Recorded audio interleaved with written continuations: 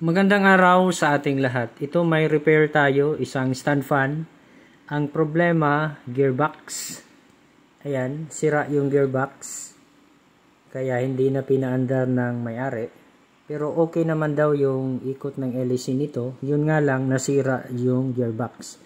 So, ang solusyon natin dyan, yan po ay papalitan natin ng bagong gearbox. Yan. Ito yung ipapalit natin. Same size po sila. Magkaparehas yung sukat. Tapos yung lagayan ng switch. Ayan. Fit na fit po yan dyan.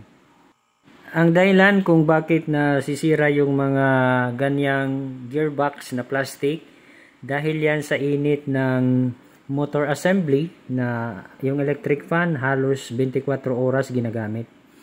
So ito na po yung ating ginawa. Ito na, napalitan na po natin ng bagong gearbox. Ayan. Yan po yung bagong gearbox na ipinalit natin dito sa stand fan. Yan.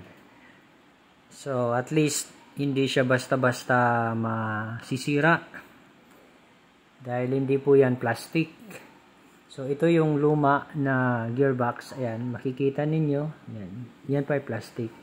Pero hindi po natin yan itatapon kasi may mga parts pa dyan na pwede pa nating magamit sa mga repairs na gagawin natin sa mga susunod na mga araw. Pag may pagpagawa ng electric fan na yung problema ay sa gearbox. Meron pa tayong iba na ginawa dito, lalo na yung pagkakaayos nung wirings dyan sa coil ng fan motor.